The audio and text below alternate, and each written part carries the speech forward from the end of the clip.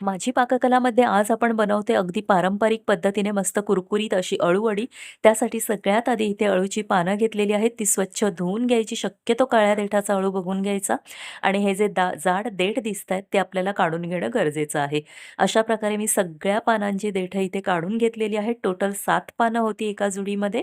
आता जे आपल्याला पीठ लावायचं आहे त्याची तयारी करूया. तर 1 वाटी इथे बेसन घेतलेलं आहे, 2 चमचे तांदळाची पिठी, अर्धा चमचा हळद, 1 चमचा मीठ आणि 1 मोठा चमचा लाल तिखट घेतलेला आहे, 2 चमचे पांढरे तीळ, त्याचबरोबर इथे पाऊण वाटी मी चिंचगुळाचं पाणी घेतलेलं आहे. त्यातले 13 ते 14 चमचे इथे मी घेतलेले आहेत आणि 1 वाटी साधं पाणी घ्यायचं. ते थोडं-थोडं करून इथे पाणी घालायचं, एकसाथ पाणी घालायचं नाही. घट्ट बॅटर आपल्याला तयार करून घ्यायचंय.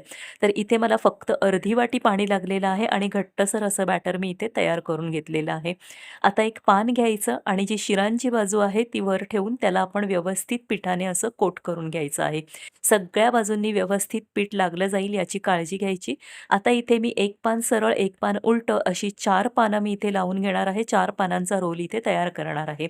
पीठ मात्र अगदी सगळ्या बाजूने व्यवस्थित लावून घ्यायचं. आता दोन्ही साइडने फोल्ड करून घेणार आहे आणि तिथे देखील पीठ लावून घेणार आहे. ज्या पद्धतीने मी व्हिडिओमध्ये दाखवते त्या पद्धतीने आपण रोल करत जायचं आहे. प्रत्येक फोल्डला इथे आपण पीठ लावणं गरजेचं आहे. जितकं व्यवस्थित आपण पीठ लावून घेऊ तितक्याच आपल्या अळूवड्या छान कुरकुरीत अशा तयार होतील.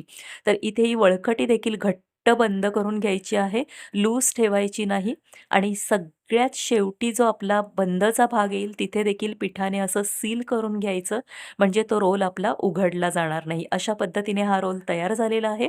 आता दुसरी पानं मी ना सरळच एकावर एक ठेवलेली आहेत. इथे मी सरळ आणि उलटं ठेवलेलं नाहीये. तर एकाच साइडने सगळी पानं मी ठेवलेली आहेत. 3 जी उरलेली होती आणि वरनं असं फोल्ड करत यायचं. इथे देखील प्रत्येक फोल्डला मी पीठ लावून घेतलंय. एंडिंग पार्टला देखील पीठ लावून असं सील करून घ्यायचं. आता वाफवण्यासाठी एका भांड्यामध्ये पाणी घेतलंय. वर चाळणी ठेवायची आणि चाळणीला तेलाने ग्रीस करून घेऊन इथे आपण हे रोल ठेवून घ्यायचे. झाकण ठेवून मीडियम फ्लेमवर 15 मिनिटं हे रोल वाफवून घ्यायचे आहेत आणि मस्त कोरडे असे हे रोल इथे झालेले आहेत. थंड करून घ्यायचे रूम टेम्परेचरला आणि नंतर याच्या वड्या पाडून घ्यायच्या. अगदी मस्त अशी इथे वडी आपली वाफवली गेलेली आहे. छान रोल तयार झालाय. आता आज मी डीप फ्राय करून दाखवणार आहे तुम्हाला. तर इथे तेल तापलेलं आहे आणि मग गॅस मीडियम ठेवायचा आणि दोन्ही बाजूंनी मस्त खरपूस अशा ह्या वड्या आपण फ्राय करून घेणार आहोत. अशा पद्धतीने इथे मी या सगळ्या वड्या फ्राय करून घेतलेल्या आहेत आणि मस्त कुरकुरीत अशा ह्या वड्या तयार झालेल्या आहेत. तर एकदा नक्की करून पहा तुम्ही देखील.